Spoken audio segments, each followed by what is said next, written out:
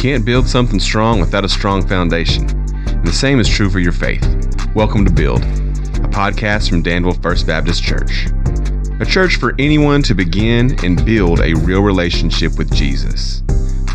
Build is where Sunday's message becomes Monday's conversation. Each episode, we dig deeper into what God is teaching us, talk about how it shows up in real life, and help you keep building your faith beyond the weekend. Let's get started. Hey, welcome to Build. This is a podcast of Danville FBC, where we strive to build on yesterday's sermon and ultimately to build on our relationship with Jesus Christ. I'm Josh, and I'm joined with Daniel and with Dusty as always. And so we're just going to get right into it. We've had our second Sunday of marriage series, and yesterday we keyed in on some of the roles of a husband, taking verses out of Ephesians 5:22, which is a pretty common, commonly used set of verses for marriages. You probably heard them if you've ever attended a wedding. You've probably heard them, so you would be familiar with that. But then picked up a lot of different things from other places. So as always, I just want to kind of give Daniel an opportunity to start off and address anything that maybe he didn't get to or wasn't sure about saying yesterday, or that came to him afterwards. So Daniel, it's all yours. Yeah, like you said, we're on a message on husbands, always wanting to be encouraging, not wanting to be condemning, and it's hard to do with tough subjects. It's challenging and encouraging and stepping on toes. There's fine lines between all those things, and so just hoping that yesterday landed on our hearts, mine included, and just motivates us, encourages us to be as good a husbands as we can be. At the same time, hoping that and praying that the biggest point, that we are married to the perfect husband, landed on everyone, like we talked about last week, and going into this week. The language of marriage applies to us as believers, even if we're not in a worldly, earthly marriage. It still applies, and I hope that the understanding of what a perfect husband should be deepens our love and appreciation for Jesus as that perfect example for us, and not a perfect example, but that perfect execution of that, being that for us, and so just hoping that happened. Anytime you're talking about a serious subject, but at the same time, there's things about marriage that are funny. You hope that the funny, lands well and doesn't come across insensitive or certainly chauvinistic in the setting. And so, hoping and praying that was the case. And then, it just challenged me. I just know that it challenges me as a man. And I tried to make that point yesterday too, is, as always, I could have had an empty room and preached that message into a mirror, and it would have had just as much meaning. I mean, it just me hearing it was effective, because I have to work on these things all the time too. Last thing on that, as far as yesterday goes, that the verse in 1 Peter 3:7 that we talked about, that's what's been rattling around in my mind a lot, constantly almost, over the last couple of months, is that idea of the effort, putting my effort, my energy, my time into understanding my wife, not just doing things, but like truly understanding my wife. And as some will know that are listening, some may not, I've been remarried for a little over a year, 15, 16 months.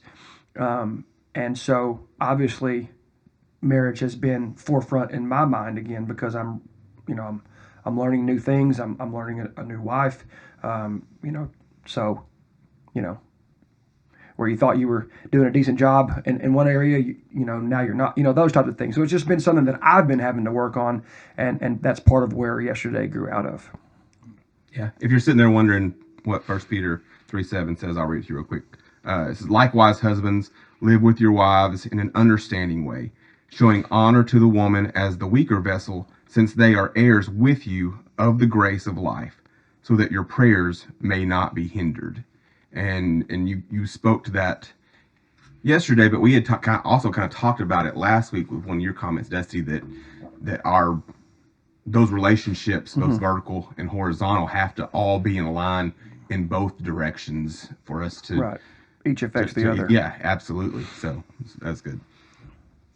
Well, last week I, said in this scene, Daniel, I'm saying too much nice about it. I'm just going to tell you I hated yesterday's message.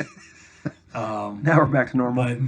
But I didn't hate it because it was bad or wrong. I hated it because it was hard to hear. Some things that, particularly one, and I know we'll talk about a lot of this stuff later, as we dig in, but as we talked about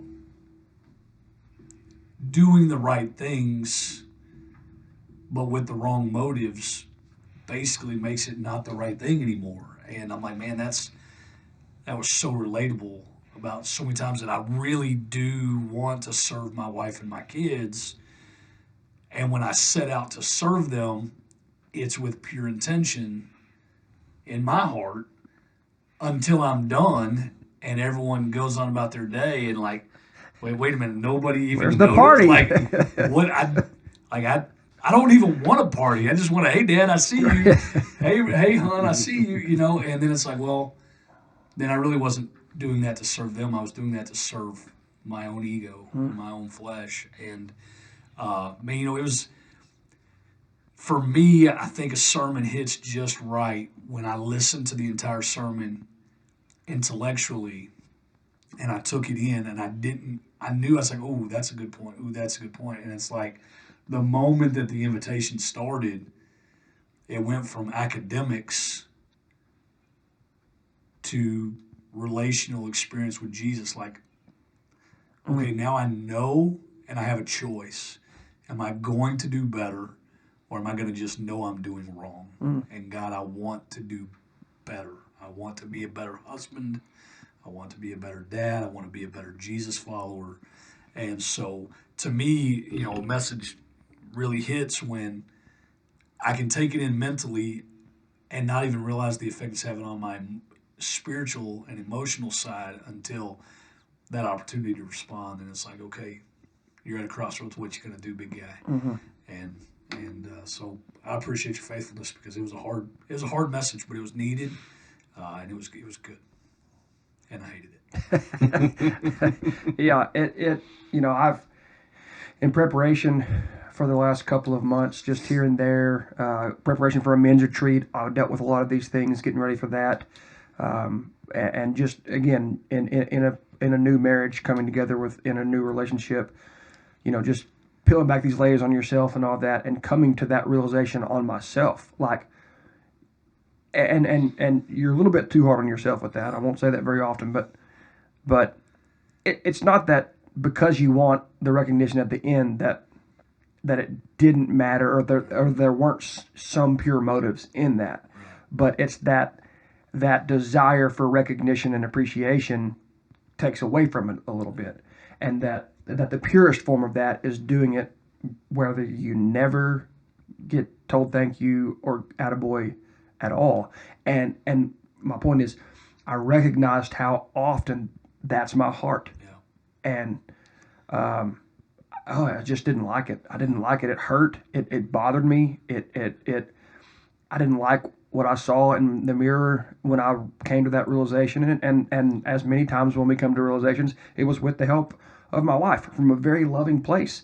And, the thing is, our wives do all that stuff all the time. Yeah. They do stuff all the time. And I try to say thank you and all those things, and I do, but a lot of what they do just goes unnoticed. Right. And they don't stand around waiting for the cheer parade, because they're just the better part of the species than we are, I think. But it was tough, man. That was tough in myself to recognize that before getting up there and saying it to everyone else. That's why I said this message. I was preaching it to myself, and almost all the time, I am. Right. That's just where it's coming from. But that's a hard one. It's a hard one because I think it's something that it's kind of normal man nature Yeah. to want that Yeah. that appreciation and that recognition. And so, yeah. Dusty, you just said something that I think is important for all of us to, outside of this sermon series, but you said you heard something, you identified it in yourself, and then you were met with a decision of, do I just acknowledge this or do I do something about it? Yeah. And for me personally, it's so easy to acknowledge the things. I can tell you a lot of things that are wrong with me, but the making some difference in myself, changing something to be something better or different, that's a whole different hard. But we often think like, oh well, I've said this out loud, so I've confessed it, but that's not dealing with it. It's just acknowledging the problem. If a mechanic tells you, oh well, yeah, you need a new alternator, that doesn't fix the car. Just now we know what the problem is, and so that's big. And that's maturity. A lot, like that comes down to that a lot. As we mature as Christians, we make that start. It's easier to make that step into to changing our heart. That's so hard for me to say sometimes. Heart posture sometimes, or just whatever the thing is, just doing the thing. That's good. Yeah, the kind of the crux of the message yesterday is nothing that you don't already know if you've heard any marriage messages, sermons, things like that. Is that the man is called to be the head of his wife, the head of the marriage, like Christ is the head of the church, and which means called to be the leader, held accountable for that.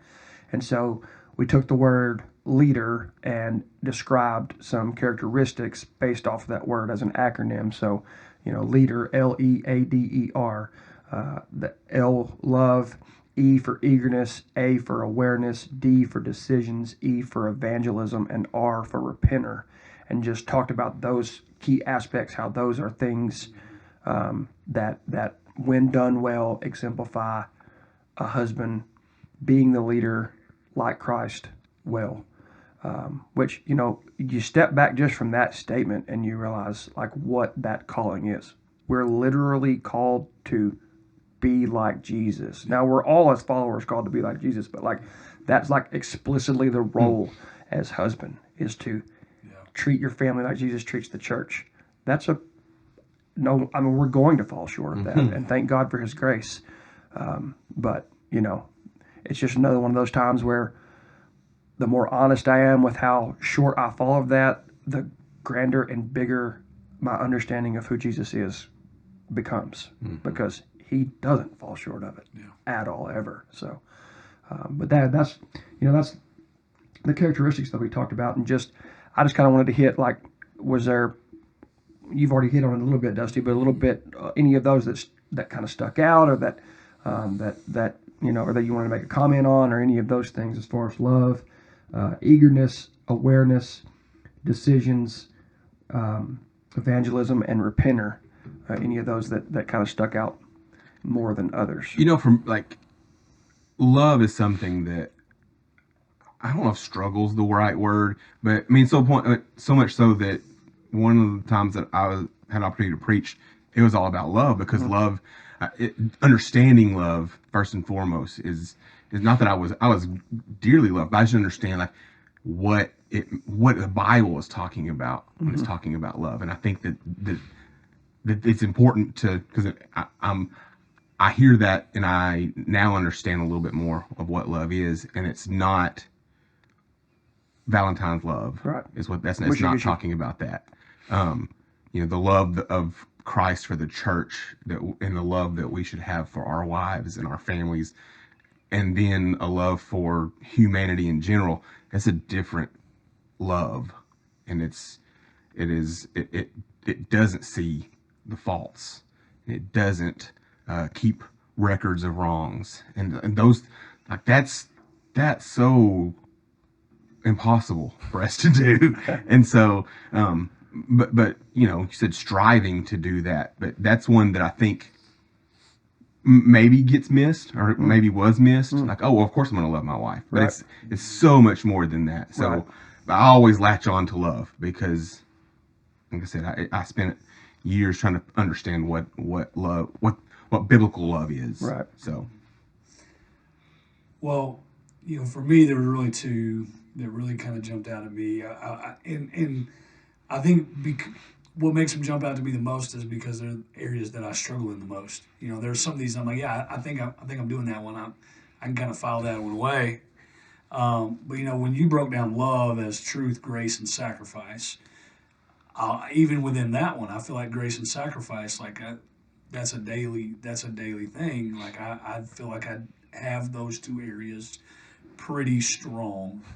But truth, and you really hit on some stuff with truth there. At the beginning of your sermon about how there's times when, as men, we sacrifice truth because this is supposed to be the place where I don't have to be on. I can be disengaged and I can relax, and because it is our safe place. And I thought you really did a good job of bringing that out. But I also see that a lot of me. Like there are times that my wife and I are having a discussion, and it's just like just whatever it's going to take to make this discussion end, so that I can think about nothing for a few minutes. Yes. And just because I've been putting out fires all day long. Right. I've been dealing with how are you going to handle this? How are you going to handle this? What are we going to do about this? How are we going to get this up? How are we going to? And it's like I'm home. I'm not supposed, but I am supposed to do that. Right. That's the most important place I do that. Right. But I sometimes am willing to sacrifice truth for tranquility. Yes. And that's not loving. Right. And that's unloving. Even though I feel like she hears what she wants to hear anyway. She feels good. I feel good. It's love. It wins. But really it's not, because it's not genuine. It's not authentic. It's not real. Right. And eventually the tranquility is going to go away, and we're still going to be left with what we didn't fix because I didn't address it. That's the thing that we talk about truth and grace often. We try to, and I keep trying to use the term false peace. That it creates a false peace. Yeah. It kicks the can down the road. As Jordan Peterson says, it's a baby dragon that becomes just a bigger dragon because you ignored it. And I heard a comedian do a little bit about that several months ago, and talking about, like, do you understand what's going through your husband's brain when you ask him, a question, or you're putting him on the spot, those types of things. You think he's trying to find the right answer, and his brain is saying, what is the answer that will end this as fast as I can possibly end it? And that hit me right between the eyes. I was like, that is funny, because that is true. That's right. That is what we do, and we don't need to do that. The most important place for us to be putting out fires and being truthful and all that is the home. But we've got it backwards in our natural nature. We've got it backwards in what the world says is important. And so, gotta flip that paradigm upside down and realize that it's most important at the home. Well, what's the place I should want to enhance the most? Right. And it's the place I put in the least amount of effort to enhance it, because I want to just be complacent. Now, I shouldn't be complacent at work. So if my bosses are listening to this, I'm not saying that. No. But I'm saying, like, at least the same energy I'm putting into enhancing, my school, I should be putting at least that into enhancing my family, and really probably more. And so that really, stuck in my craw a little bit. I didn't like it, but I needed it. And then the other one is the R in leader, just the repent. And this is not necessarily an area where I do think in this area, I hope that I lead in my home being the repenter. But it's also, I think, something that I want people to understand. This is what leadership looks like. I don't repent because you brought this out. I don't repent or put my show grace because of weakness. It's actually because of strength. I can tell my wife, I can tell my kids. I had a conversation with my youngest daughter last night where I said, "Hey, look, I'm sorry. Like I probably misevaluated the situation, and I didn't handle it right.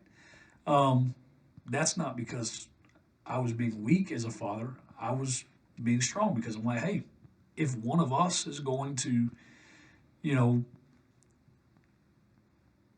say I'm sorry, even if we're equally wrong, I should be the one saying I'm sorry because I'm the one that has the higher expectation than my 15-year-old daughter. If I'm holding you to the same standard I'm holding me, then we're already in trouble. Right. And so, I think being a good leader often involves putting yourself at the mercy of others, and being a repenter, being honest. It's not, well, I'm going to cover up my faults because I'm the boss and I said do it.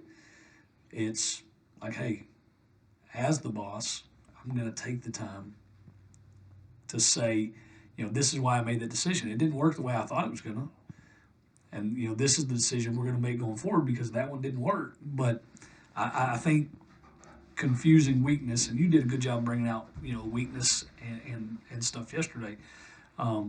It's not weakness even to make a mistake and have to go back and ask for forgiveness. It's strength to just acknowledge it and not gloss over it. Right. And that leading, leading in any capacity, being the lead repenter is what we talked about, often just means going first. Yeah. If there's equal blame to go around, then I'm going to take it first, and take it most. Jocko Willink talks about that in his leadership stuff. Taking extreme ownership, and I think that's the characteristic there is that I'm going to take ownership of what I'm responsible for, and I'm not perfect, and I don't need to pretend to be perfect because that's not possible. So if none of us are going to do this right all the time, then I need to be the first one to say I'm sorry, and I need to be the first one to say I forgive you. Yeah. And just lead in that aspect. And so one of the things that I didn't hit on, I meant to say this when we started, I didn't make this point as well as I wanted to yesterday in the decisions. I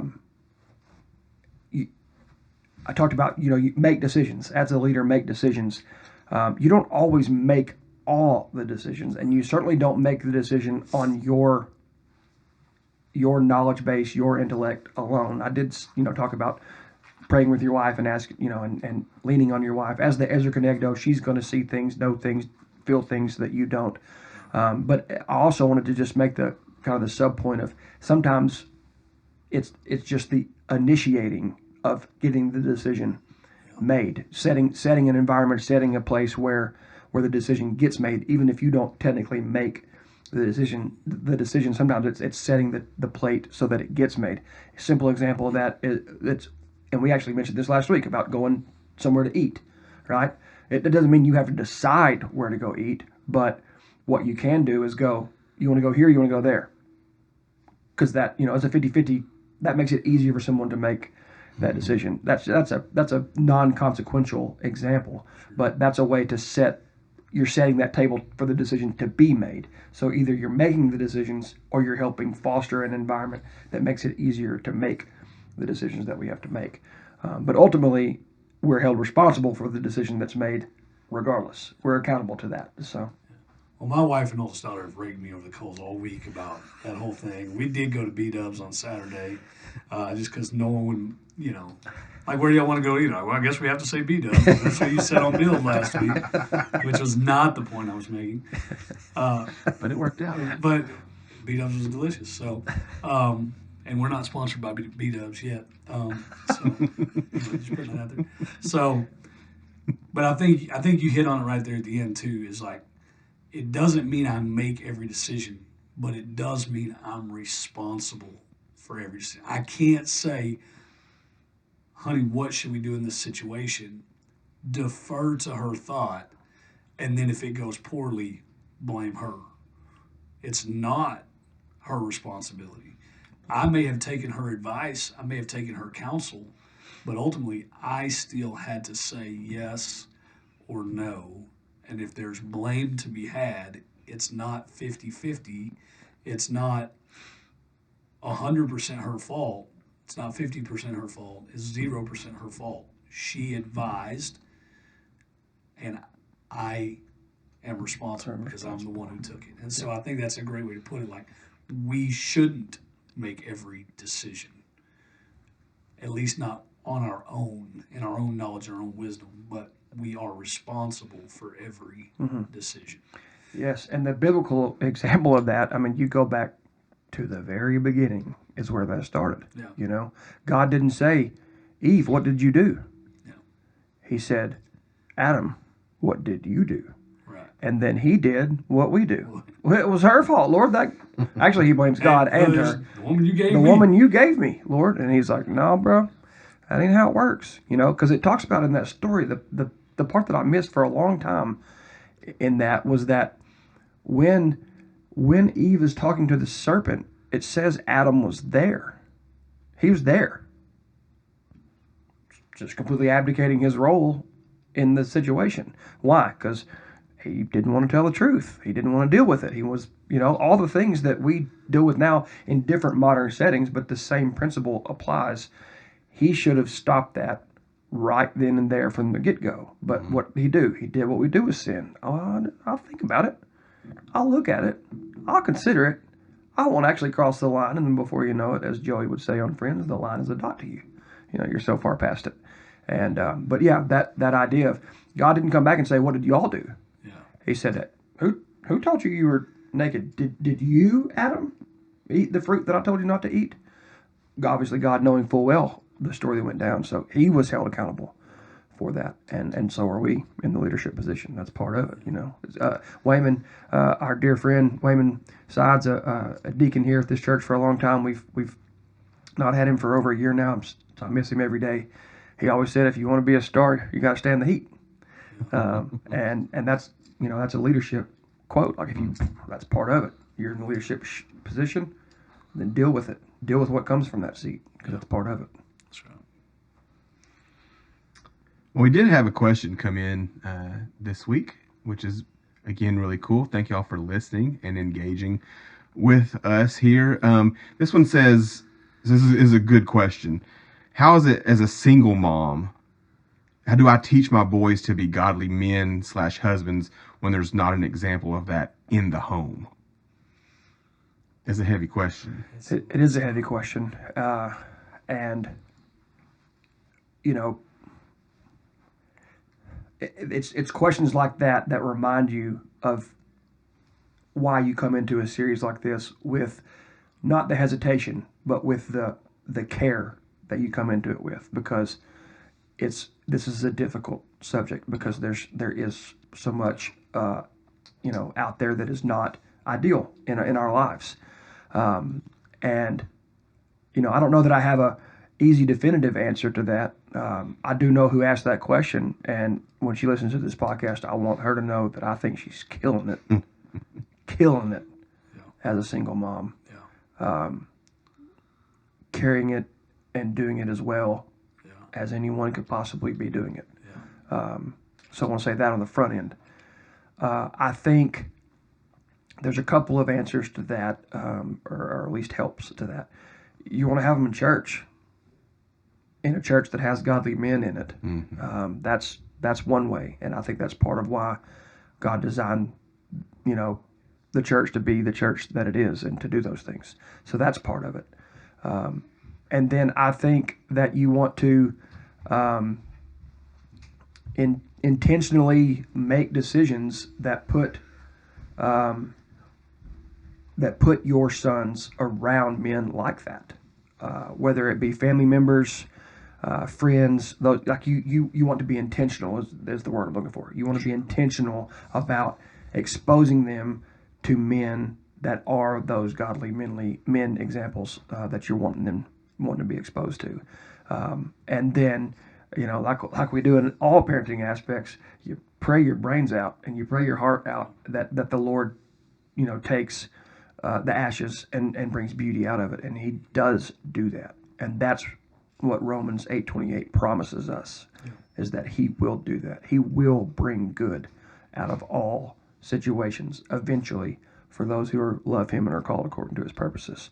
And so, his grace exists for a reason, and it doesn't stop just because maybe there was a marriage that didn't quite make it the way it was supposed to. God could handle that too. So, but those are my thoughts on that.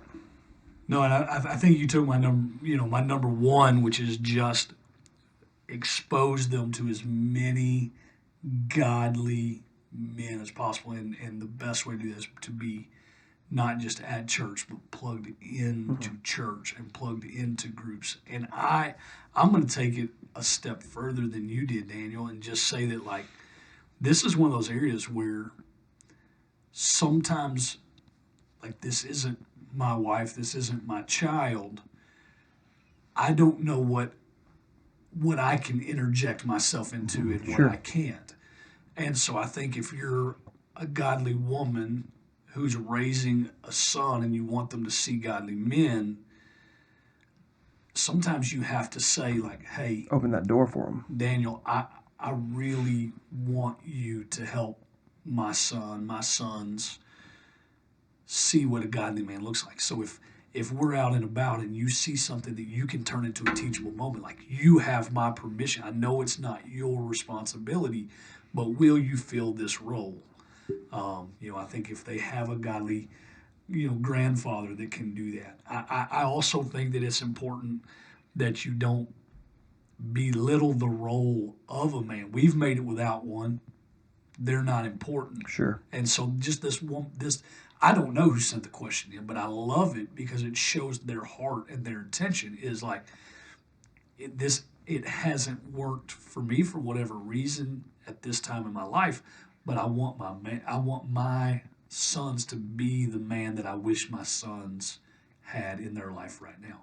I'm not going to cut down the guy who's not doing that. I'm not going to cut down that role, but will you stand in and be that example? Right.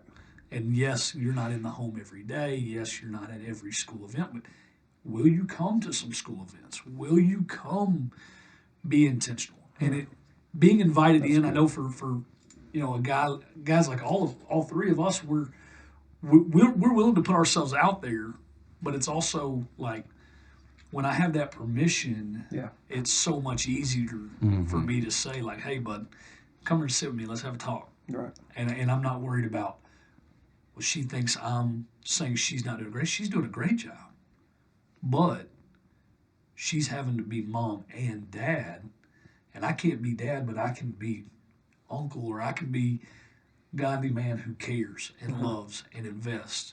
But to have that invite just makes it easier. It makes me not as concerned about, well, did I cross the line into where she doesn't want me in that part of it?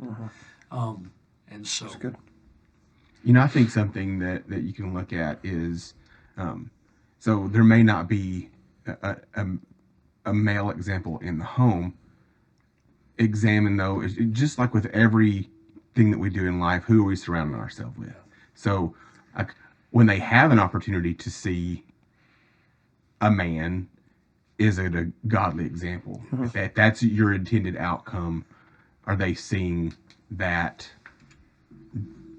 more often than not? Of course, like, there's always good examples and bad examples. Sure. And when you see the bad example, it's okay to point out that's a bad example of a husband or of a man, and not to disparage a man, right, specifically, but this is good, this is bad. Strive to do this.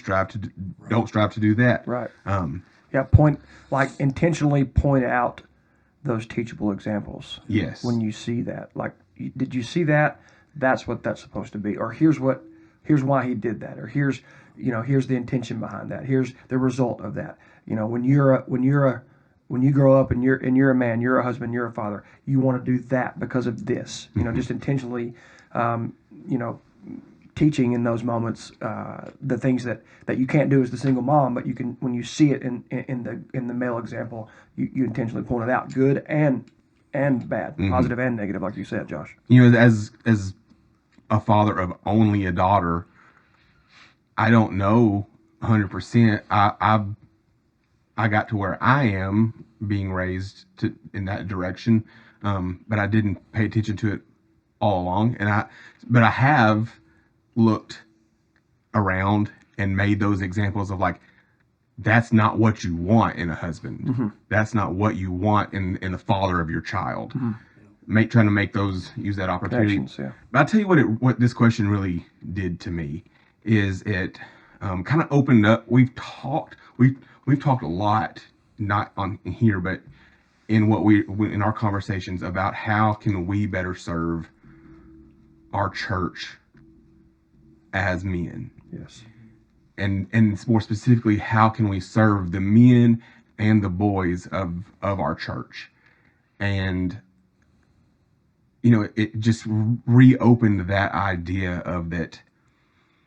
It's got to happen. Like I said, I don't have a son, but I could step in and help out somebody else and pick up a little bit of slack, possibly. I still don't know what that looks like, but that there is an opportunity for us to serve somewhere else, some in a different way, and help perpetuate this idea of a godly man. And so that's something I want to for us to look into as we continue on, like really like hammer something down. I think that could be very beneficial. That's right. Boys to men. Yeah. Got to do it. Not the singing group. Although I would be down for that. We can Yeah. sing some Boys to Men. School dances, baby. Here they come. Love it. Daniel prepared a few more questions that we can kind of hit. So I'm gonna just kind of bring one of those up, and then we'll go from there.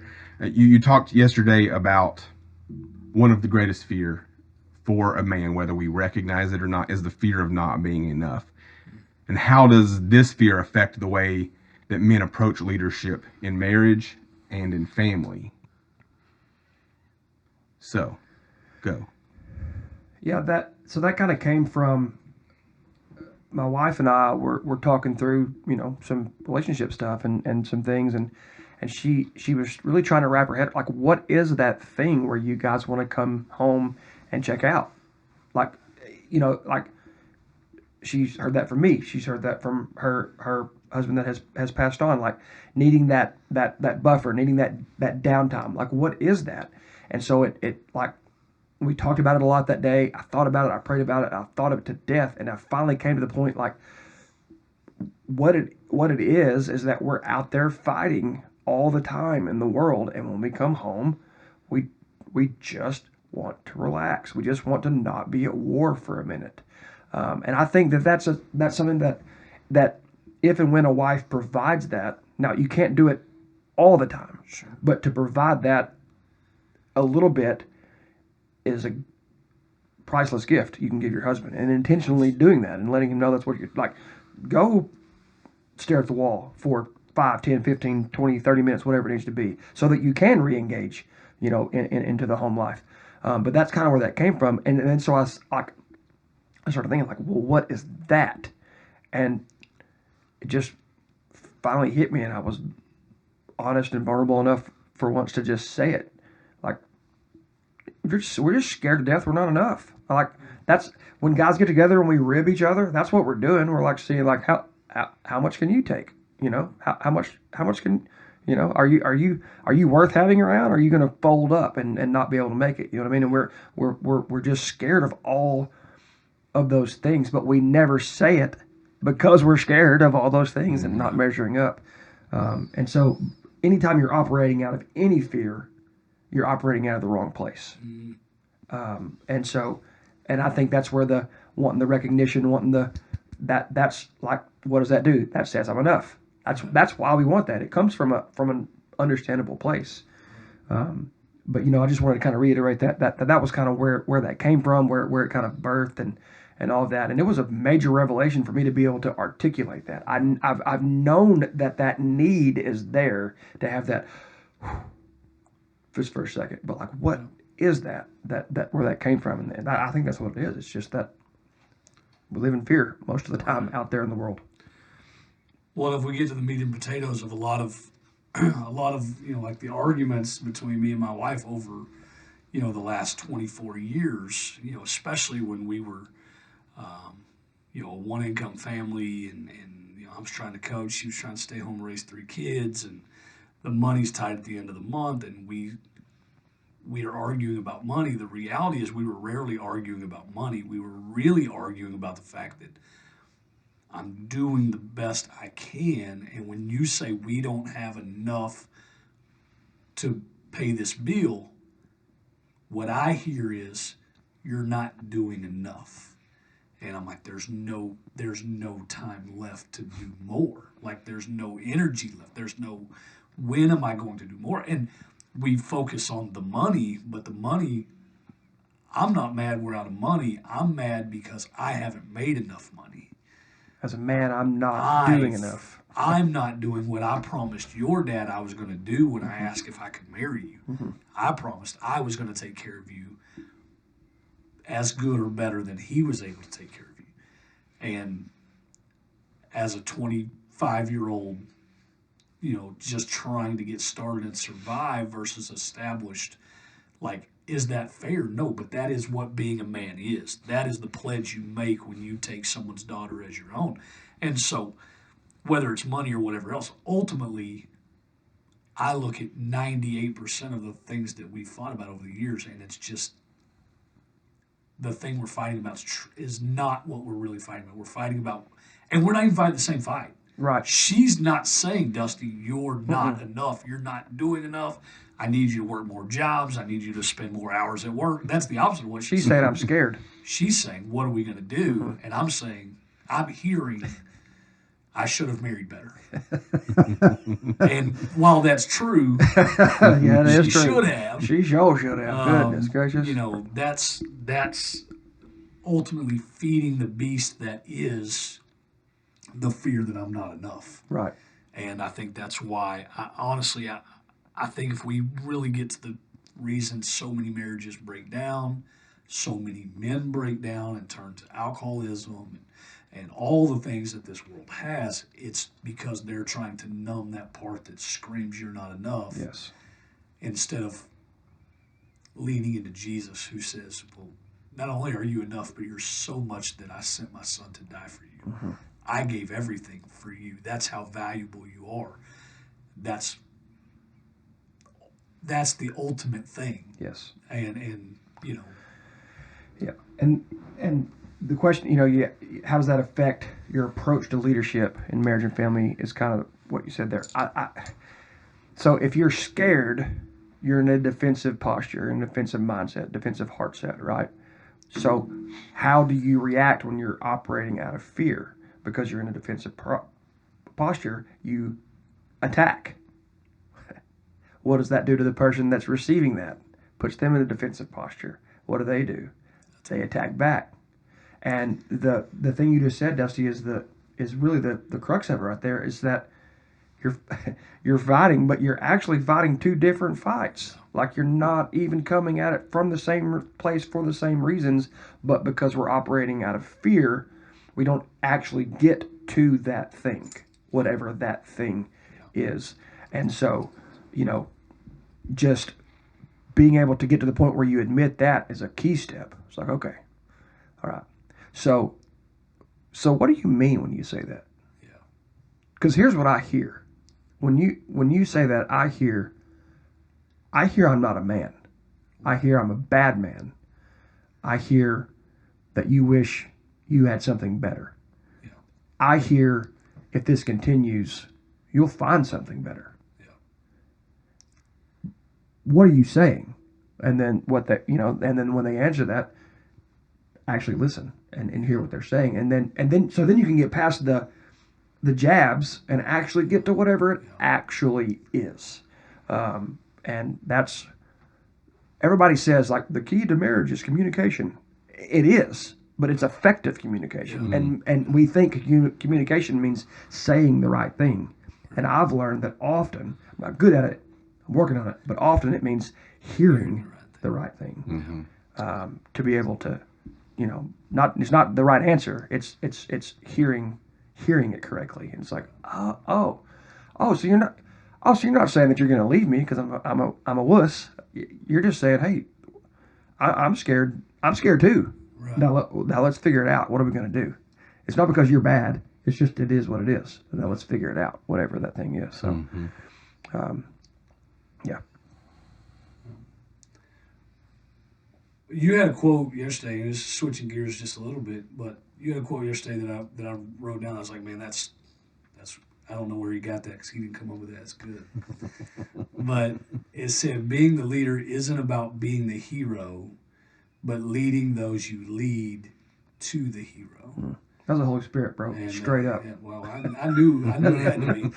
I thought, man, that's so good, because as the leader, so often I want to be the hero in my story. But if what I'm doing isn't pointing those I'm leading to the real hero, to Jesus, then I've led them poorly. If they rely on me, if they learn to trust me, but they never learn to trust Jesus, I've led poorly. Yes. Might look successful in this world, Right. might look successful on earth, but ultimately my goal is to lead them to the true hero of the story, which is Jesus. And that was just, that was one of those things that kind of hit me. It's like, man, my focus is on, I want them to think, I want my daughters to say, I want to marry someone like my dad. I want my son to say, I want to be like my dad. But ultimately, I don't want to be their hero. I want Jesus to be their hero. Right. And so that was a gut punch, but a good one. Man, I love Shane, and they have one of their older songs is about, it's a song that he wrote to one of his daughters, and about that I want to be everything for you, but I can't be, but I can show you to the one who can, who will never let you down. Like, I'm going to let you down, but I know somebody who's not, and let me tell you about him. Like, that's such a, I'm so grateful. I'm so thankful that all of us sitting in this room, we know that our children have that relationship, because like, I can't imagine not. Right. Yeah. It's kind of that idea that ultimately, as the leader, you're actually the guide. Yeah. You're guiding to the real hero, and he's the real hero.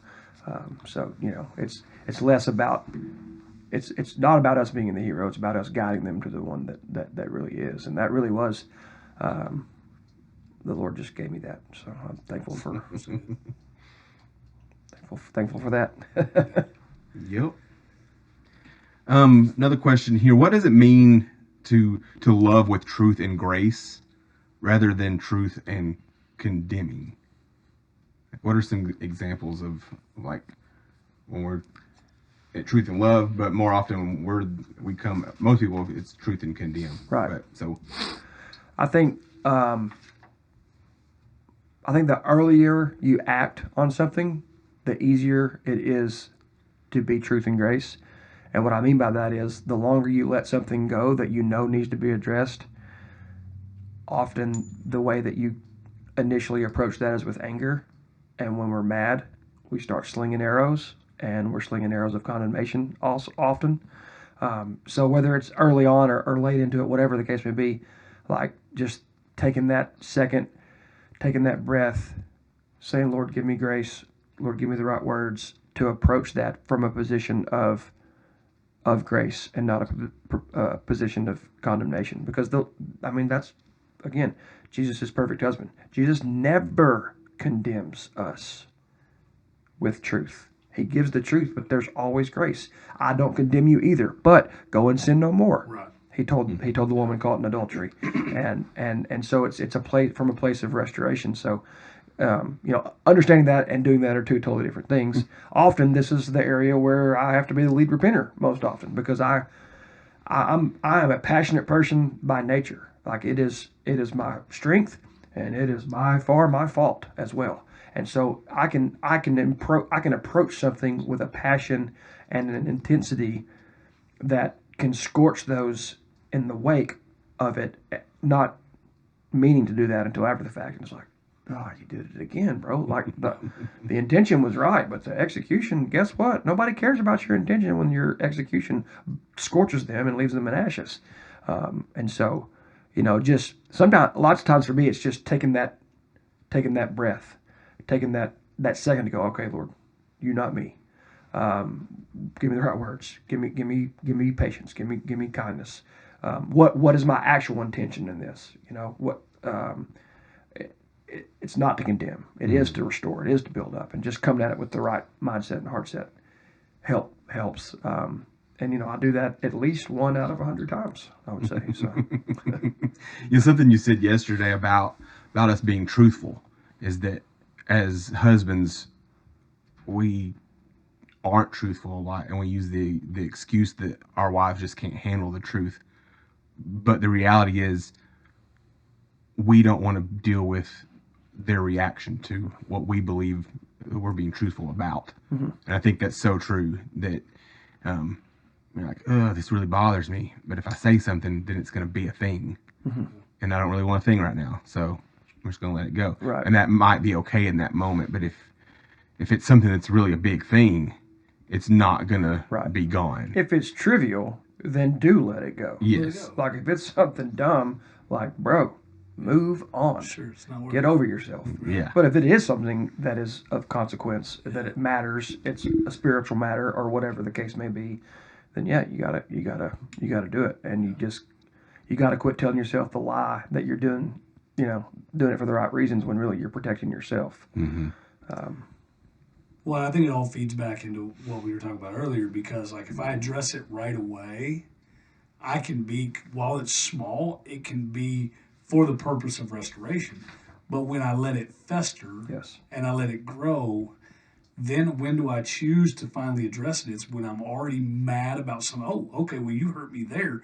Well, I've been putting up with this, and I haven't said that, but this is wrong. And even though, yes, that was wrong, I've now weaponized it, which means that the truth that I'm using is now being used for condemnation rather than for grace. And for me, that's the case. If I address it the first time, it's a lot easier for me to keep it in, because I'm not in my emotion. I'm like, oh, when you said this, it bothered me. I didn't like that. Will you help me understand where you're coming from? And now it's truth for restoration. But if it was like, well, I don't have the energy to deal with that right now, I'll deal with it tomorrow. And then the next day I'm like, I don't have the energy to deal with that. And then 2 weeks later, something else kind of pops off, and then it's like, well, I'm already mad, so let's go. Let's do it all. Let's sling it. Just get it going and out there. Right. And then it becomes truth for the purpose of winning. And that's never healthy. So I heard Jordan Peterson say this, talking about marriage one time. He said, do you know what you do when you try to win an argument against your spouse? Do you know what that does over 20 years? What you've done? You've made your spouse a loser for 20 years. Do that for 20 years and see where it gets your relationship. And I was like, whoa, bro. Like, the fight is not you and your spouse. The fight is you and your spouse against the evil of this world, against your own sin nature. It's the fight for the Lord. We're not trying to win arguments here. We're trying to resolve a conflict. Right. We're fighting against other things outside of us. We're not fighting. And just coming at it with that mindset, truth and grace, the mindset of, I'm not trying to win. I'm trying to bring resolution and restoration to whatever this is. Just that mind shift alone can make a difference. When I first heard that, I was like, you make your spouse a loser. I was like, ooh. He's like, yeah, I don't want to do that. Yeah. What about some practical things on, the husband being the head and the spiritual leader of the home? What are some practical things on that? One thing that I am trying to do is be. I know it sounds funny because we're talking on this. I give sermons. I'm actually a fairly non-vocal person, just in my regular self, and so praying out loud and praying with others is something that comes very unnatural to me. Very unnatural to me. I will pray for my wife, for my daughters, for my sons, for my family on my own, for my church, for everyone on my own a lot. I'm really trying to be very intentional about either praying out loud with that said people in those groups, and or sending them. Here's what I prayed for you today, and just communicating those prayers. That's one thing that I'm trying to do in an area, and that makes me sick to my stomach to say that. Like as a pastor, like one of the things that I struggle with is praying with my family, but it is so not praying for my family, No. but praying with my family, and so because why is that? I think because prayer, I think, is one of, if not the most intimate thing you can do on this earth, and intimacy is scary to vulnerable guys that think they're not enough. So that's one practical area. Just intentionally, don't make it long drawn out thing. Just say a little prayer. Have them say a little prayer. That's one way. What else? I want to talk about that for a second. So here this last month, like trying to get through some, kind of some tough circumstances going on family wise, and a couple things here that are rattling on my head. I'm gonna come back up because something you said yesterday, like, punched me in the gut, and it's so true. And I've tried to justify it to myself, sitting there, and even since then, but that we should be the ones that are leading the way. We should be the ones that are initiating the prayer. We should be the ones that are sending these prompts out and encouragements out. And that's 100% my wife. Like she does. Like that's that. I mean, like, but she's like that by nature. Right. It just, she's not trying to out spiritualize anything. She just does that. Like she's an encourager, and because she's also a Christ follower and an encourager, she encourages you through Christ. And so it's always so good. But I'm terrible at it, and so that was really bad. So I'm back to where I was going. Is about a month ago. So we're struggling with some things, and she said, "I want starting tomorrow. We're going to commit this week to intentional prayer." Like, okay, like I've never bucked anything that she says because she's always right. Like, okay, we're going to do that. Then, but she said that like on Sunday night, like starting tomorrow, we're gonna, or maybe it was even that night, we're gonna start doing this. And I'm like, okay. Well, then the next thing I know, she shows up, like she goes back to the bedroom, like I think she's getting ready to go to bed. She comes back and she said, okay, it's time to pray. I'm like, okay. And so like she just gets down on her knees and she's like, come on. I'm like, okay, like okay, we're doing this, and we did. She prayed, I prayed. It was great. And then I was like, I don't know if I can do this. This really hurts my knees, And so the next night she shows up and she's got pillows. She's like, here, now we take care of that. And so we did that. And like 3 days into that, the thing we were praying about, like God had answered that prayer. Was it because no, we were praying that before, but it definitely was a testament that like when you're intentional, he's intentional too. So like, but I'm saying all this to say I'm terrible at that too. And it does sound really bad because like some people would say we pray for a living. Like, right. That's what we get paid to do. As Joby would say, I'm a professional Christian. Exactly. and I have no problem standing up on the platform and praying in front of hundreds of people. I don't have any trouble addressing hundreds of people or whatever it is. But okay, we're going to pray right now. Okay, sure, absolutely, let's do this. And because of her leadership in that, like I'm just being, this is where I suck. But it has made me re-examine and be more conscientious of prompts of the Holy Spirit to pray for people. Yeah. I was like, she's prayed for some random lady on a bus in like Mexico because she was on an excursion and this lady was talking about her shoulder hurt, and she's like, oh, the Lord wants me to pray for this lady. And so she did. I'm like, like I'm sitting there thinking like, I wish you'd quit talking to me. But that's, trying to chill, bro. So she's going to pray for this lady. Right. And so using those examples get me in the mindset of, I think I'm supposed to pray for this person before they leave. Right. So and summing all that up just makes me think, thank the good Lord Jesus above for our Ezra Connectos, right? Mm-hmm, for sure. Like, thank you, God, for our wives. Like, thank you. I said last week, I wouldn't be like literally here if it wasn't for her. And that's not just from like the gettings to go. And that's a 22 years of holding me up. Right. Any other practical things? Well, I think they're all connected. For me, it's not necessarily prayer, but it is, just the fact that I've learned to or just take my wife for granted. Like, for all that she does, she's the one that, like, somebody will say, like, hey, we've got this going on in our family. Will you pray for it? Like, I'm the one that I'm going to step up and be like, yeah, let's pray right now. Let's go. It don't matter if we're in the supermarket. It don't matter. Like, that's fine. But oftentimes when I walk out of that situation, I don't think about it again until I see them 2 weeks later. Like, oh, I prayed about something, what was going on in their lives.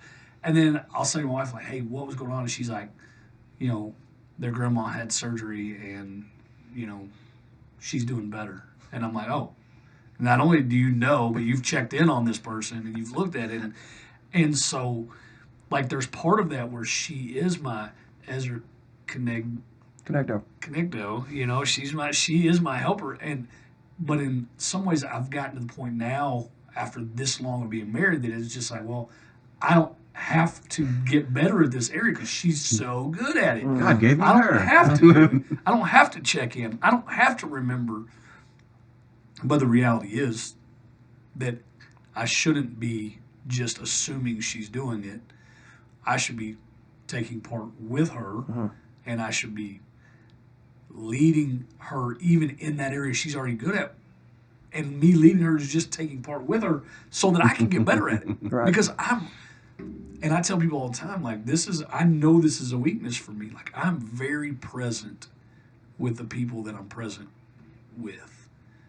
And the moment I'm not present with you, I'm present with somebody else. And I'm just so bad at remembering. And it's not that I don't care. It's not that I was being pretentious or fake. It's just I am constantly looking for the next human connection that I can make, that person can see, be seen, be heard, be cared for. And when you just go from one step to another, you can't remember everything you've done and all those people. And so, actually, you can if you're not you. If you're a man. Well, if you're okay, I can't. Okay, so maybe I should. But that's one way she completes my ministry. But it's another way that, like, as a leader, I have to say, like, I'm not just going to depend on you to do that. I want to learn from you and become better at it so that I can help you in it. And so, that's just one practical way, is not just deferring it to them, but joining them in the ministry, joining them in this area that's not my strength. If we always stay in our strength, we're not growing. Right. And so, I think a practical way for me is just to join her where she's working. And sometimes that means, when she's cooking for the youth, I need to be in there cooking. My natural thing is to be out talking. Right. That's easy for me. Right. But sometimes my wife needs to see me serve the youth by serving her as she serves the youth, So I don't know. It's just all those things working together. For sure. Yeah. For sure. Yeah. Putting the things into practice, so to speak. Yeah. Intentional conversations is another thing that's been on my heart and mind a lot too, as far as practically being the leader, spiritual head of the home. Those types of things is just, intentional questions, sparking Jesus conversations, not allowing weather, sports, and school to dominate all the conversation, and there's nothing wrong with those things, but even taking those things and then directing them towards spiritual things. And it's like, being a little bit weird with it. You know what I mean? Like let's take this in a little uncomfortable position every once in a while, but really just being intentional in your conversations, I think is another way. Another way to be practical in that, asking good questions, good probing questions, Jesus questions, and more than how was your day type questions, but like, hey, what have you read in your devotion lately that spoke to you, or how's your friend life right now? Real questions that get past the surface of things, and that usually opens up spiritual conversations and opportunities. So. Again, one of those things that I want to do more often than I'm doing, and that I plan to do more often than I'm doing. Because when you do those things, it's awesome. It's awesome, but it takes energy also. So you got to come home with some energy left from the day. So, yeah. All right, let's finish up on maybe a funny note. I don't know if it's funny or not, but if it'll come across funny, but the idea that men and women are different and love different, and we talked about that yesterday on eagerness and awareness. I think those are natural things for a woman for the most part. Like they're aware of things. They're constantly thinking about things. We constantly want to not think about things. They're constantly eager to do said things when things come up, and we're looking to chill. Just that's our natural natures for the most part. Not everyone. There's exceptions to every rule, but and the idea as I thought through that, talked through that, prayed through that, studied through that it was truly a Holy Spirit moment. It was like, like the awareness and the eagerness to share said awareness is love from her. Like from whoever, you're the like every conversation I've ever had with a guy, there's something that their wife often does like that, where they're saying, well, they could be better at this or better at that. I was like, but we hear it as you're not enough, because that's our fear. And they're saying, I'm paying attention to this and I'm eager to share this with you because I love you. And I just want to talk a little bit about that dynamic and how it's interesting and just funny how God puts such different beings together to have to learn how to be selfless. Anybody, you ever experienced that at all? I have no idea what you're talking about. I almost feel like in my marriage that those roles are reversed. And that is a thing. Like I know she could tell you things, but I feel like sometimes thinks that I can do everything and anything, which has its own burdens, and I'm observant and generally aware of what's going on around. And like, this is an old story, is that like I do all the cooking in our home. Is it because Kelly can't cook?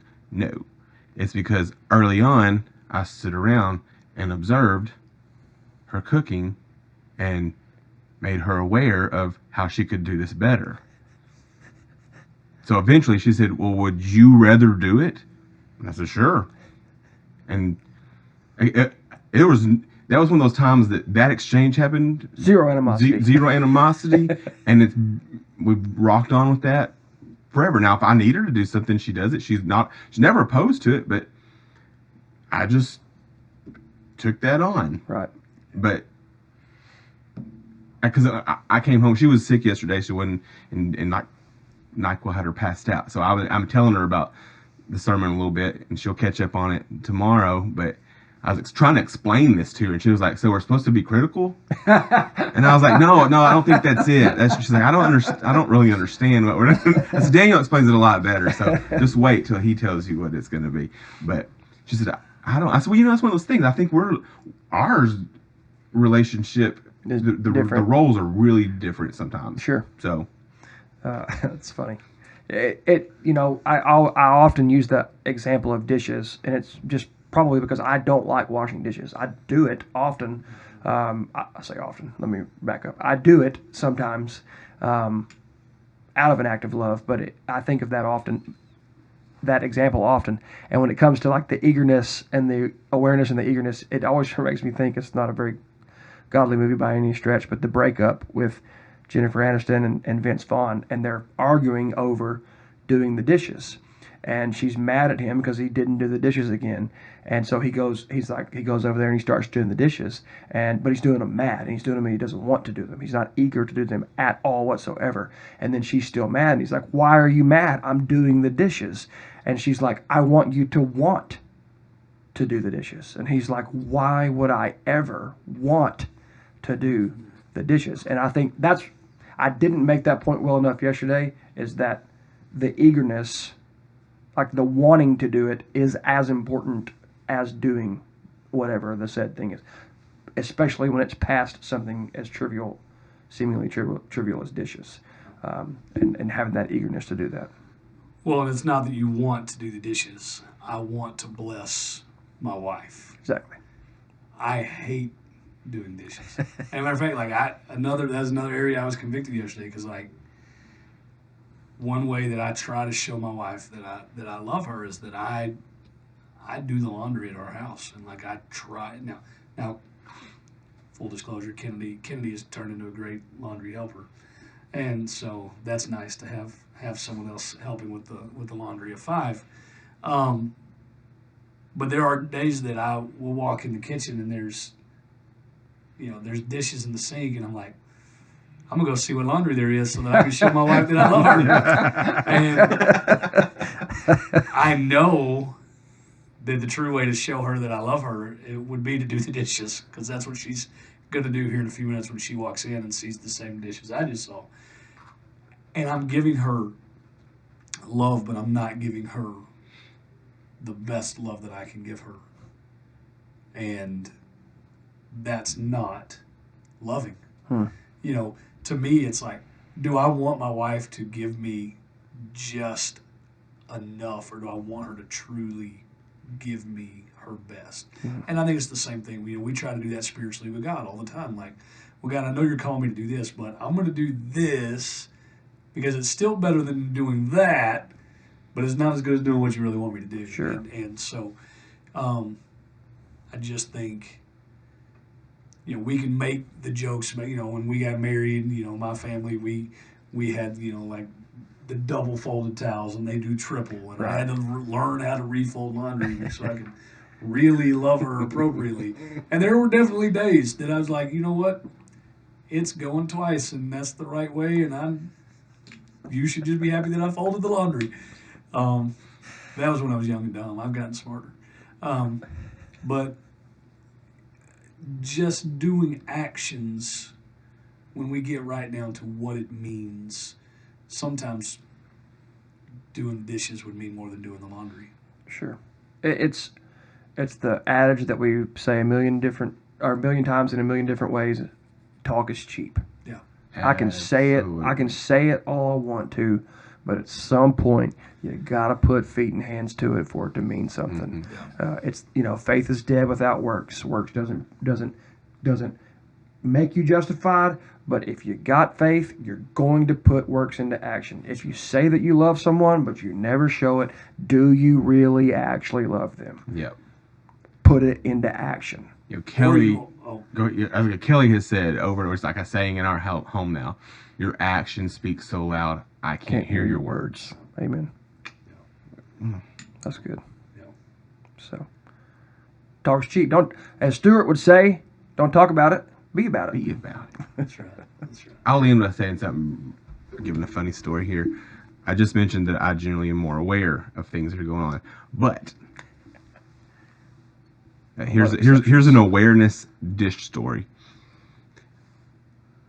One time, Kelly asked me, hey, can you do the dishes in the sink? This was like, we might not even have been married yet.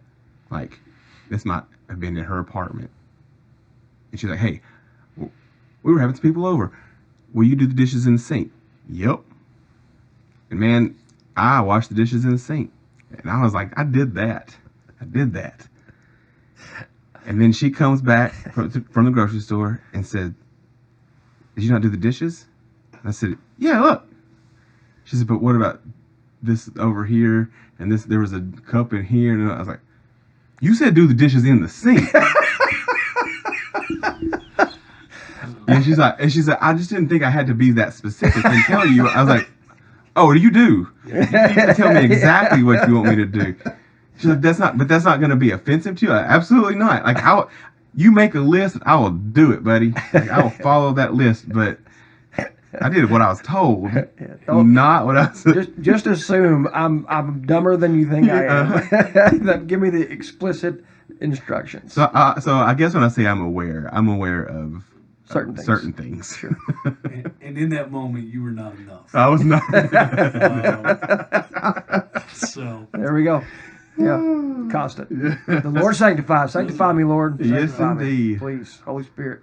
Well, we'll wrap up here. I encourage you, if you haven't listened to the sermon from 11/9/25, to go to fbcdan.com, give that a listen, and then come back and listen to this podcast again if you've already listened to it this far. But we thank you for being here with us, and remember to please send us more and more questions. And they don't have to be specifically about sermon, but just address something. Address something that you want our thoughts on, and we'll give them to you. So thank you for joining us on Build, and we will see y'all next week. Amen. Well, that's it for this week's episode of Build. Remember, what we build with our hands fades, but what we build on Christ lasts forever. If today's episode encouraged you, share it and keep the conversation going. You can find past messages, upcoming events, and ways to connect at fbcdan.com. Let's keep building our faith one brick at a time. We'll see you next time.